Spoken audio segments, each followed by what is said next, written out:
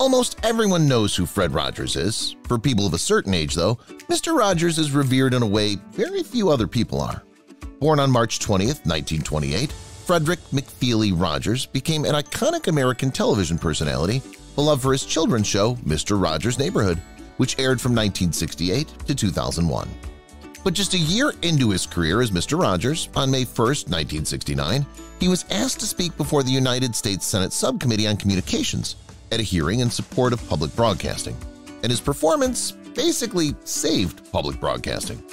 Here it is in its entirety, thanks to public domain and the United States Congress. All right, Rogers, you got the floor.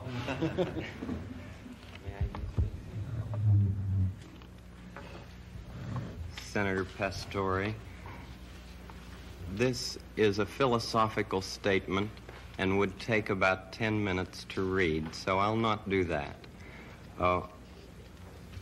One of the first things that a child learns in a healthy family is trust, and I trust what you have said that you will read this. It's very important to me. I care deeply about children. My first children... Will it make you happy if you read it? I'd just like to talk about it, if it's all right. Sir. Okay. My first children's program was on WQED 15 years ago, and its budget was $30.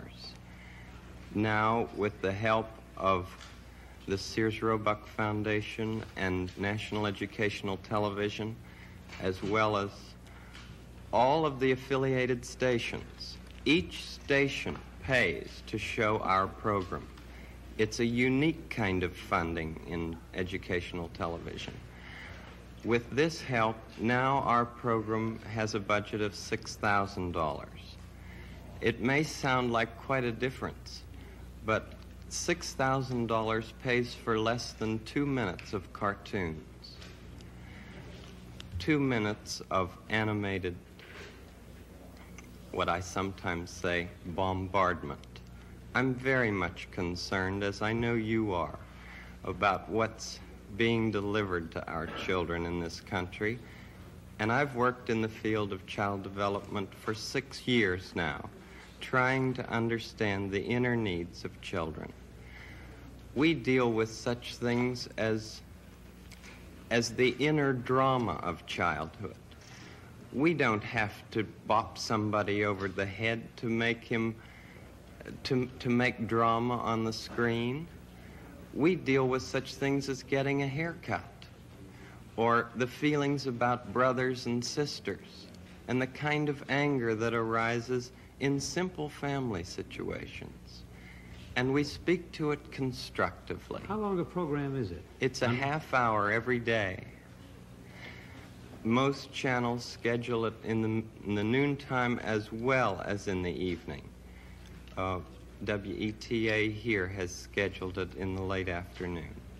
Could we get a copy of this so that we can see it? Maybe not today, but I'd like to see the program. I'd like very much for you to see. I'd like to see the program itself, or any one of them, you see. We made 100 programs for EEN, the Eastern Educational Network, and then when the money ran out, people in Boston and Pittsburgh and Chicago all came to the fore and said, we've got to have more of this neighborhood expression of care. And this is what I give.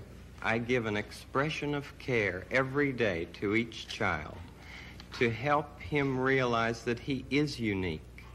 I end the program by saying, you've made this day a special day by just your being you.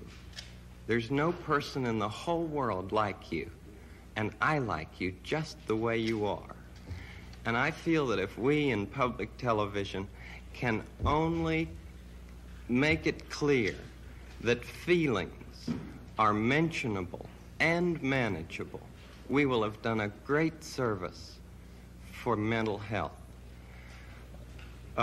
I think that it's much more dramatic that two men could be working out their feelings of anger. Much more dramatic than showing something of gunfire. I'm constantly concerned about what our children are seeing.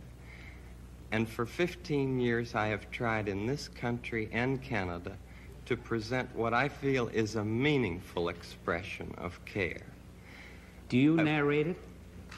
I'm the host, yes, and I do all the puppets, and I write all the music, and I write all the script. Well, I'm supposed to be a pretty tough guy, and this is the first time I've had goosebumps for the last 2 days.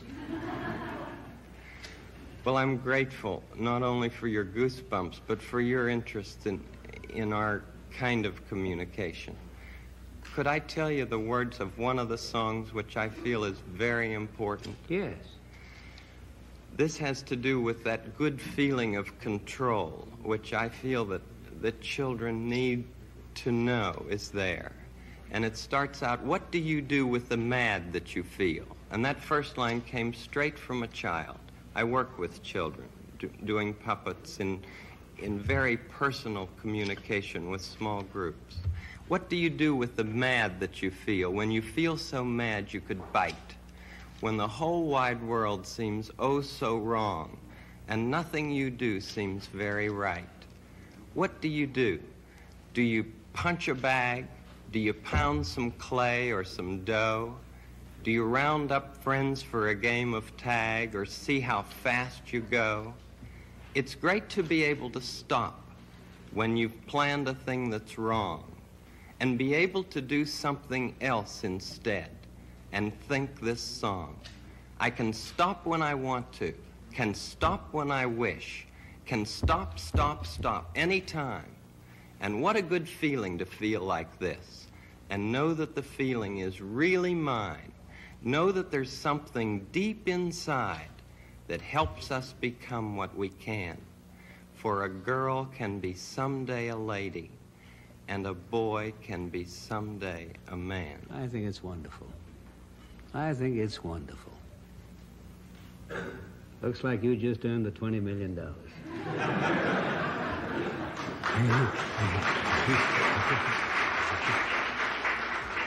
As Senator Pastore of Rhode Island made clear, Rogers did his job for the day, and he went on to perform the role of Mr. Rogers through 2001. Fred Rogers won a Lifetime Achievement Emmy in 1997, was inducted into the Television Hall of Fame in 1999, and was granted the Presidential Medal of Freedom in 2002. He died at age 74 on February 27, 2003. He was survived by his wife of 50 years, Joan, who died in 2021. He was also survived by 2 children, 3 grandchildren, and generations of children and adults who looked upon him as family.